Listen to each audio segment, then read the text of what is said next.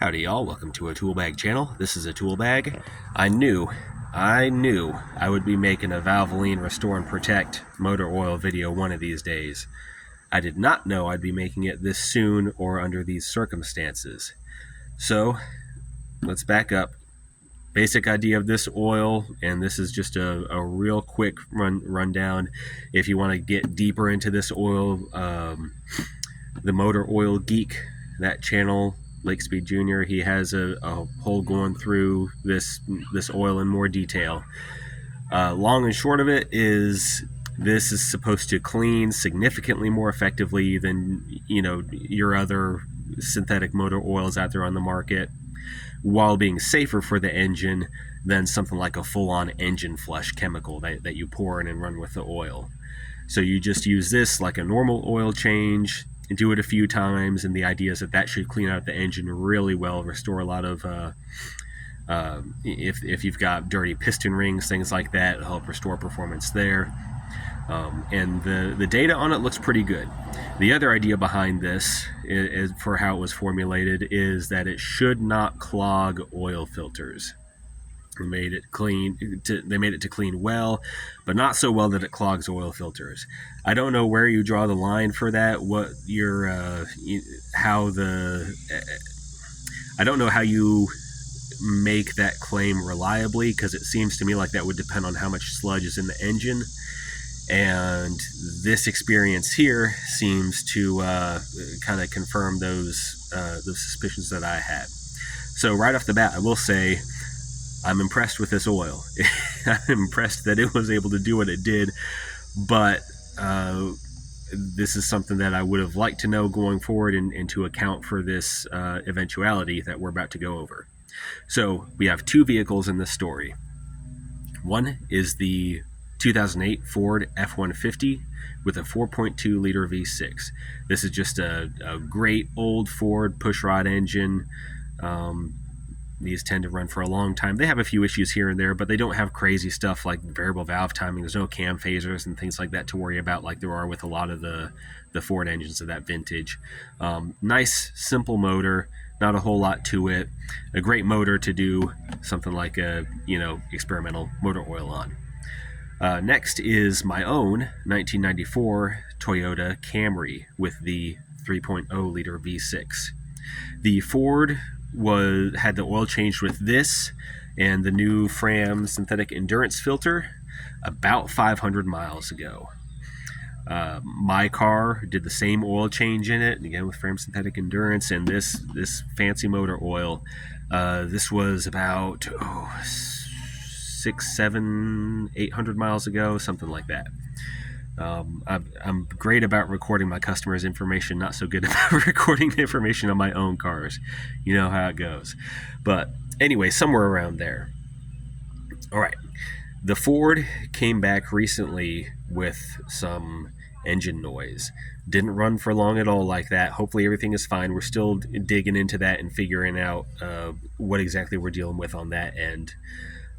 My car, fine, no issues. So now let's move to the oil filters. These were taken apart.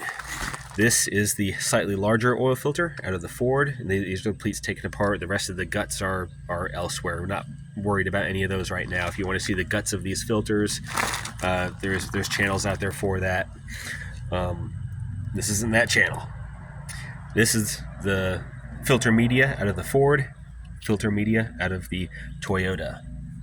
This looks great. This is pretty much like what I would expect out of a good cleaning, motor oil after, like I said, 500, 600, 700 miles.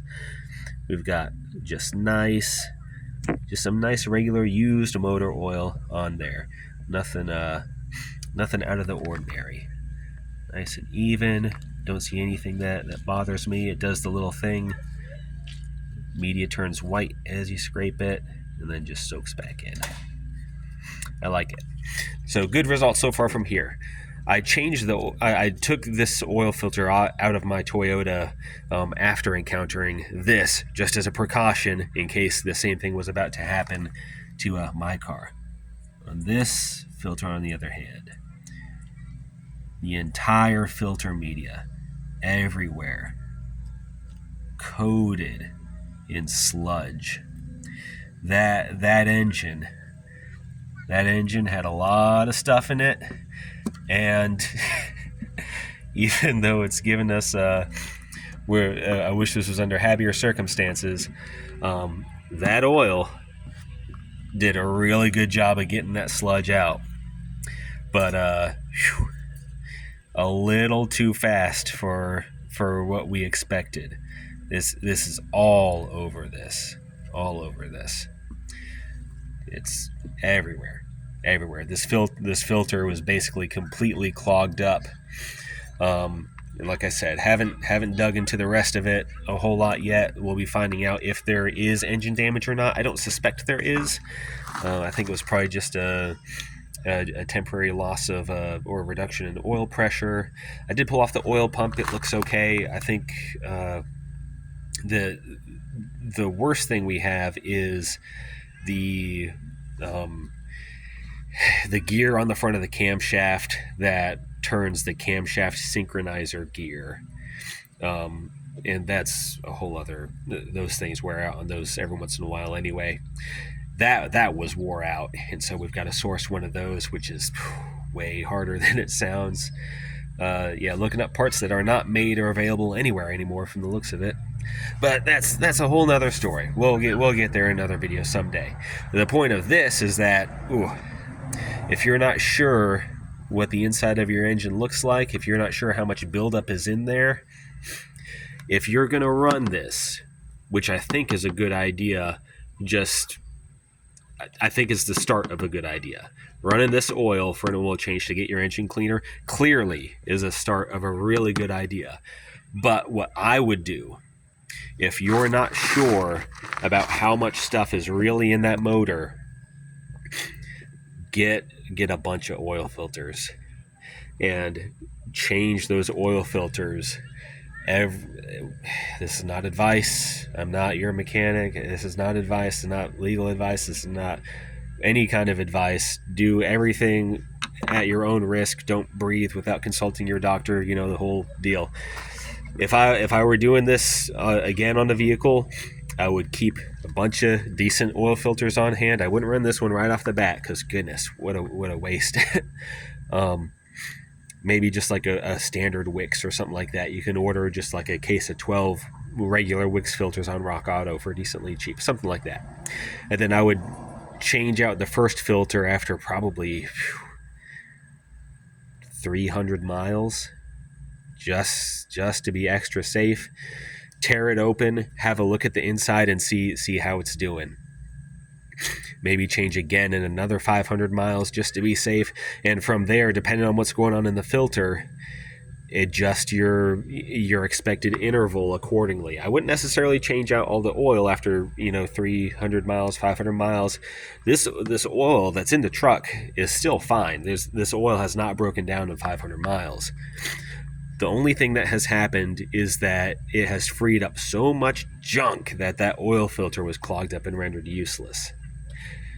That's so the solution to that, change the oil filter a bunch. Change it a lot for at least that first oil change. Cut them open and see what's going on. You don't need a fancy oil filter cutter. You just need tin snips. There's a video. I'm going to link a few videos in the description. One, the Motor Oil Geek video on this. Not that he needs my promotion, but I'll link his video about this oil just to make it easier to find. Also link the video about how to open these oil filters well with tin snips. All you need is tin snips if you're just doing just cutting it open to see what you got going on in here. And that's about it. That is the experience here. Again, Toyota. I've been pretty good about oil changes on this thing, using high quality filters, make sure that everything gets caught. And it looks like there just is, it's, despite being an older motor, it's just in pretty good shape in there. Not any crazy amounts of sludge to break up and get caught in this filter. Even though it's significantly less filter media, it's much smaller.